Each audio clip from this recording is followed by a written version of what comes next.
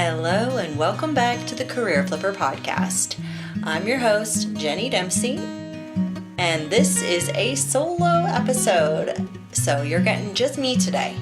This episode is the 2025 Career Flipper recap, because we made it. Wow, I cannot believe I'm saying this, but yeah, we're total at 86 episodes with the Career Flipper podcast, and honestly, I'm a little emotional about it. Yeah, and I'm just recording this straight through, like a voice note to a friend.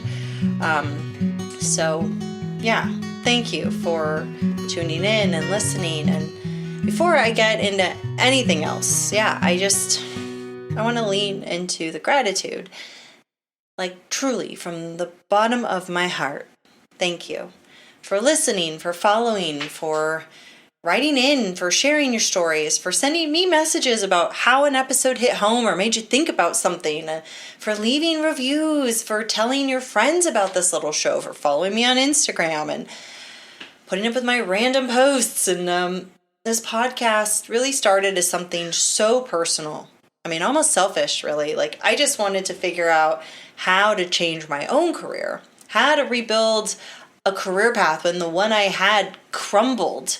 And somehow, through these 86 conversations in the last, 2 years, since July 2024, I learned that I'm not alone in this, and neither are you.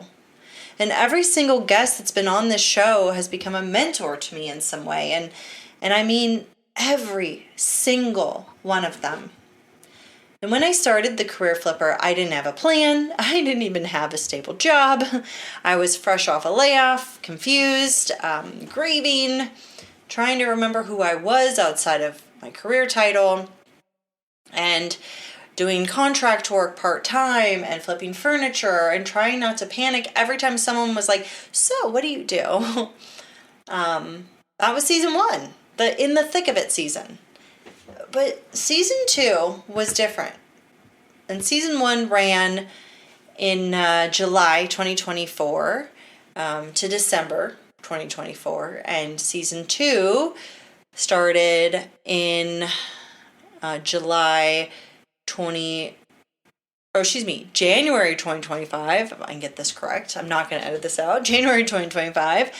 And is now wrapping up here in November 2025. And yeah, it was different.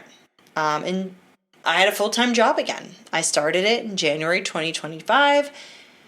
And it was a referral from a really good friend of mine who also works there. And honestly, I was scared.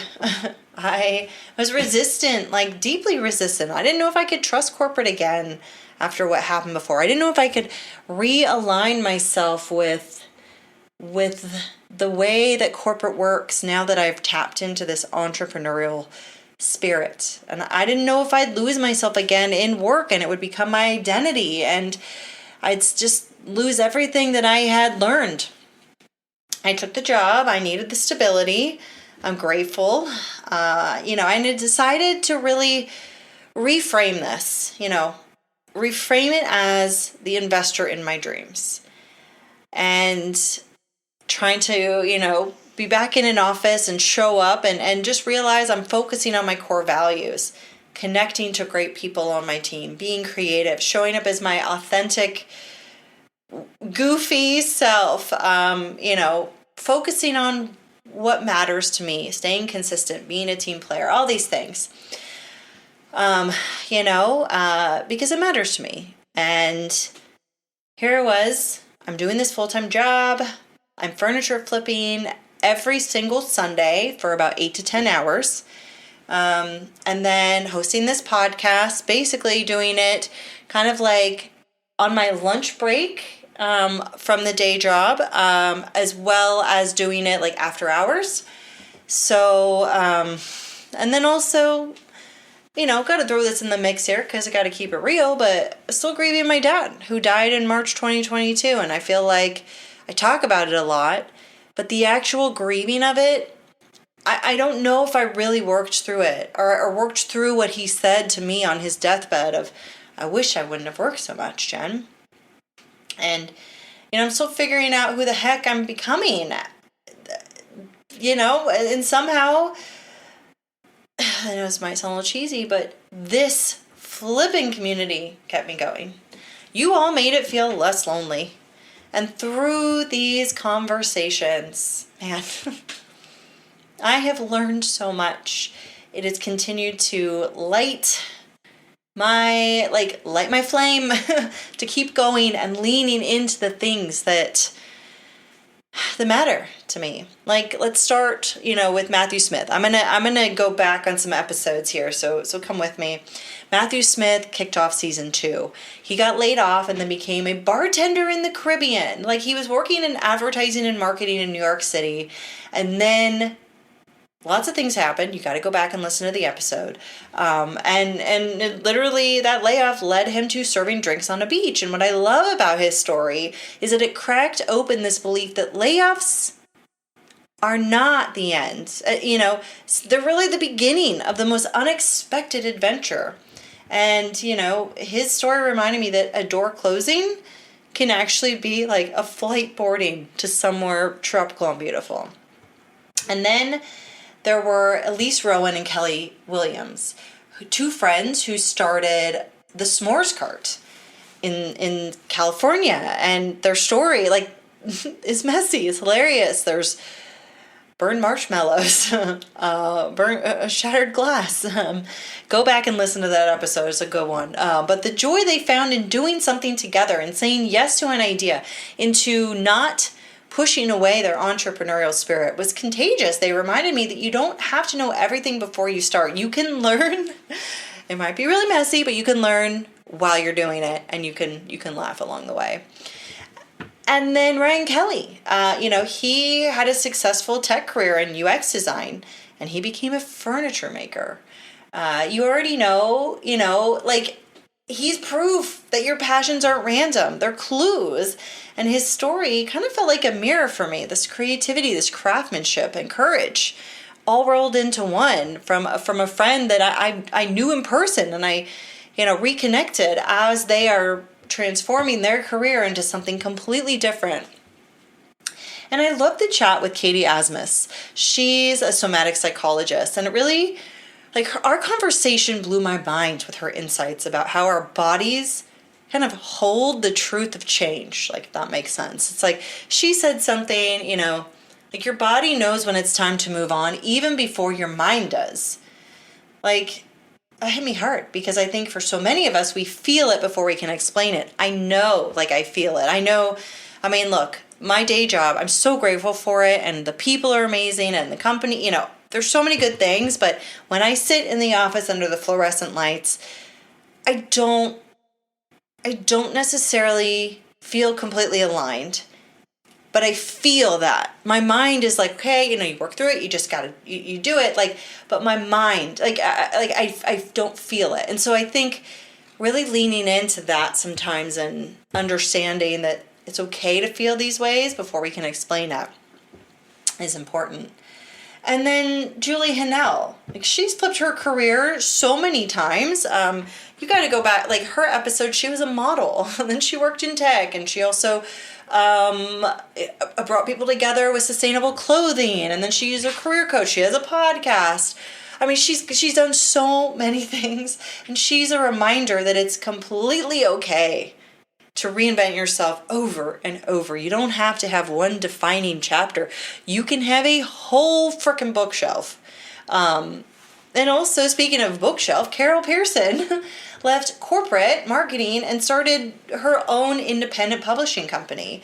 I love how she talked about stepping into the role of essentially being a midwife for other people's ideas, guiding them to create something that they've dreamed about for years. And it made me realize that sometimes your career flip is about helping others and lifting other people up and amplifying other people's voices. And then there's Michael Madsen, a fellow customer experience soul that I know from the industry. He used to be a mail carrier before he got into customer experience. And what I love is how his story shows that the heart of any career, especially in service industries, is human connection. And he didn't just pivot careers, he evolved what connection means to him. Or when I totally fangirled with Tanya Cassidy, she is a fellow furniture flipper that I found on Instagram and learned from, admire all of her flips, get a lot of inspiration from. And she's a middle school teacher by day and a furniture restoration wizard by night. She's about to retire and she's going to be doing this full time. And, she's building something she loves. She loves being a teacher, but she also loves sanding, staining, and her joy is just infectious. I don't know how she does it all, but she reminds me that passion multiplies energy in ways logic can't explain.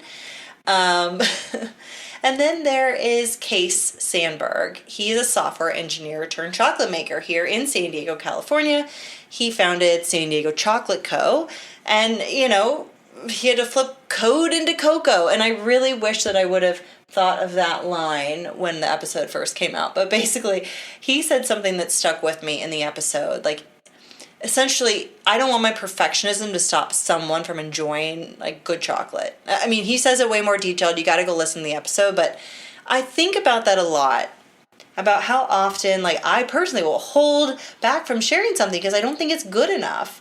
And Case reminded me that done, shared, and real is always better than perfect and unfinished, because you can't hold back and deny someone the opportunity to experience it. And there's also Trish Jasinski, who I'm a little obsessed with. She bought a literal chateau in France while she had a full-time job. It was just on a whim, and then she got laid off, and now she hosts people there. She's an event curator. She makes amazing experiences. And what? Watching her episodes on Chateau DIY led me to her.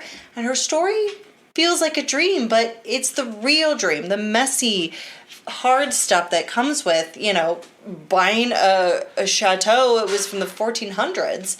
It's proof that sometimes your wildest idea isn't crazy. It is calling you home. And yes, there are dogs in the background, and I'm going to leave that on. But I also want to talk about Laura Hatcher. She, a U.S. Navy captain turned photographer. She's the embodiment of grace and skill, and she found a way to honor her past while creating beauty in her present through something that she loves. And, she started photographing with cars, and then people in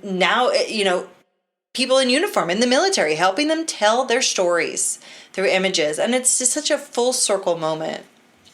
Also, Lisa Chensfold, who went from being a musicologist to a strategic communications consultant. I mean, talk about career reinvention. Her journey reminds me that skills are portable. You can pack them up, carry them to a new destination, and they'll still work. Maybe even better. They're reinvented.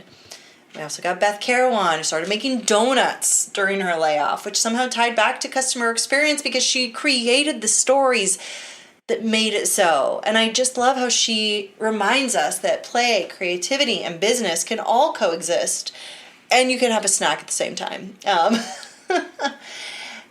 And then, gosh, I feel like, okay, we got Lori Wallace. She left corporate banking to help others through her own career transitions. She's the one who I met at an event, and she really gave me the word of portfolio career. She defined it, and she's just light in human form, and she embodies this heart-led leadership and the power of reinvention through kindness. And Biba Weiss, pardon me, now I'm just rambling, but we all make mistakes. Biba, I love you. I'm sorry. But Biba, she and I have been connected from the very start of, at least for my podcast journey. Hers had been ongoing. She's been doing it for a while with the Career in Technicolor podcast. But she was doing talent acquisition. Now she's teaching Tai Chi. And her story, slowing down isn't quitting. Tai Chi teaches us so many things and strengthens us in ways that you will never expect. And she's out there teaching people this. And then I want to lean into Steve Jaffe, who wrote a book about getting laid off, literally the book. the layoff journey, and it walks you through the steps of grief post layoff. Honestly, like, that hit me in my core because it was so honest and relatable. And I was like, I've been there, but I didn't realize I was there until I read it. He doesn't sugarcoat it. You know, flipping your career isn't glamorous. Getting laid off isn't always, fun employment. It's gritty, it's uncomfortable, it's emotional. There's grief, and he talks about that and he captures that. Go listen to that episode if you haven't. But lastly, we wrap up the entire season with Justin Cohen, who left the film industry to start his own dog walking business, Justin Walks Dogs, in Los Angeles. And, it's really kind of this pure example of finding peace and joy. But also, he was burnt out. And he knew that what he was doing wasn't exactly what he wanted to do, and he didn't know exactly what that was, so he just started walking dogs, really just to pass the time in the meantime till he found something else. And then he realized that he was feeling so much better. Mind, body, and spirit. And his daily walks with dogs became his therapy, his business, and his freedom. I mean, if you haven't listened to that last episode, please do. He's also got a crazy story in there about rats, but anyways, when I look at this whole season, at all these stories, I realize something. Every single career flipper that I have interviewed started with a moment of uncertainty. Every single one of them said, I don't know, more than once. But they also said, yes, I'm gonna try. And I think that's what the career flipper is really about.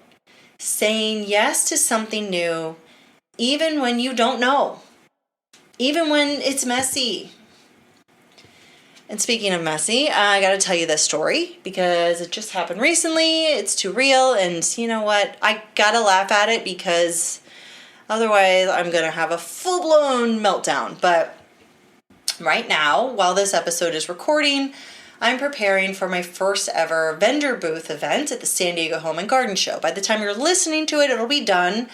So I hope my future self will listen to this and still laugh. But basically, the San Diego Home and Garden Show is held at the Del Mar Fairgrounds. They reached out to me on social media asking if I would be open to being a part of it and having a booth. And I was so honored. I was like, this is a big deal. I've never done anything like this. Why not? I don't know, but I'm going to try is essentially, I'll try. Let's do it. So I'm representing San Diego Furniture Flipper.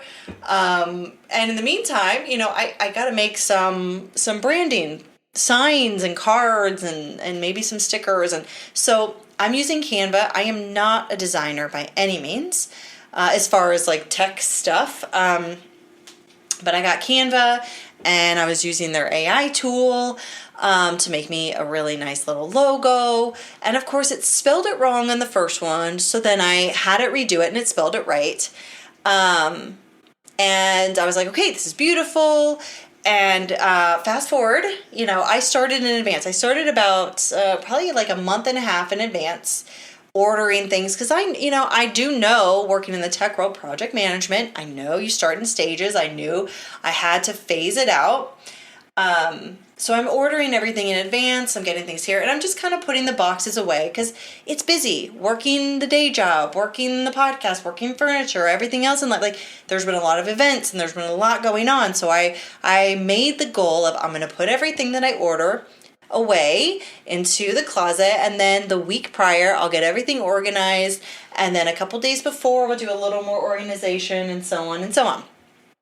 Well, everything's in, it's printed, I'm feeling good. I spent a couple $100 on everything, a very discount, but I was like, okay, it's there, it's done. I got shirts. I start to open things, I start to look at it. Yeah, well, remember the logo that was spelled wrong? Yeah, that's the one I accidentally uploaded to all of these things.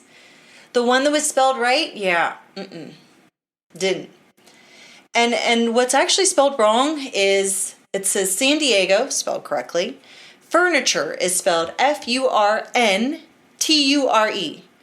Flipper is spelled correct. So San Diego Furniture Flipper. Oh my goodness. So I open everything and I'm looking at it and I'm like, oh my gosh. You know what? I'm gonna laugh because this is crazy. What else can you do? It's such a me moment. It's proof that even with the best intentions and planning, life will still humble you. It's also proof that I was probably doing multiple things at one time. I was probably, to be honest, listening to a podcast episode to edit it in the background while typing an email to one of my colleagues at the day job to make sure I get something done. And then hopping back to Canva really quick to get the order going and proof it real quick.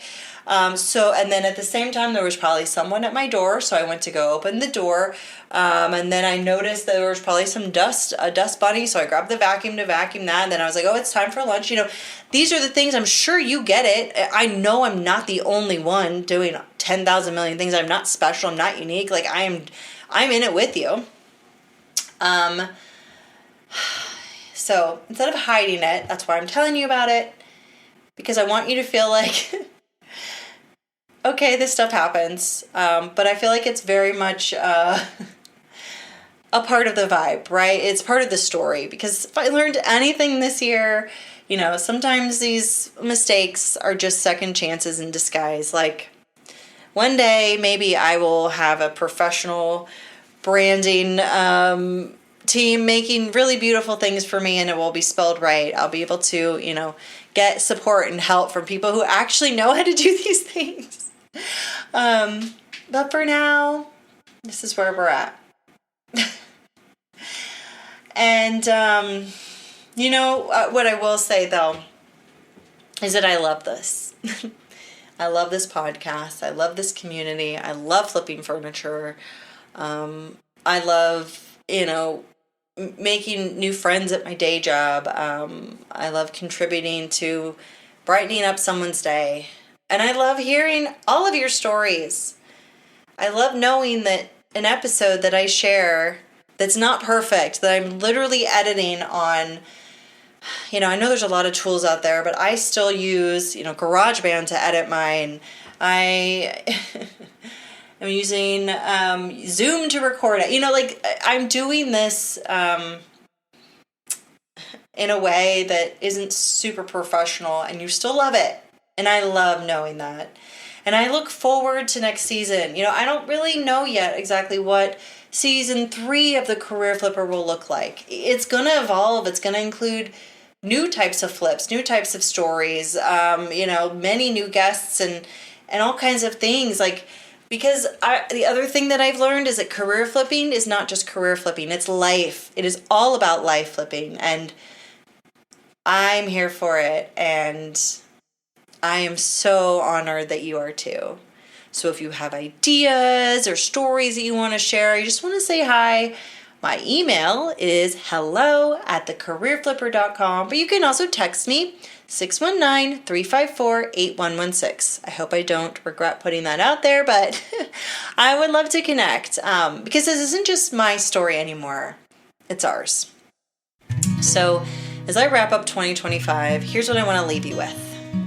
You're not behind. You're not broken. You're definitely not too late.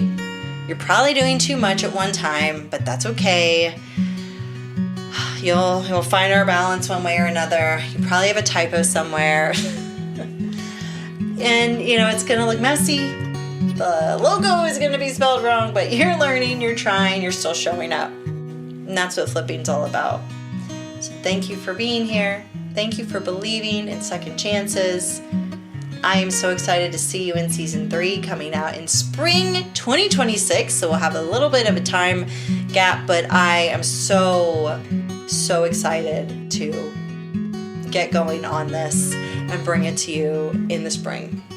Until then, just remember, what's the best that could happen?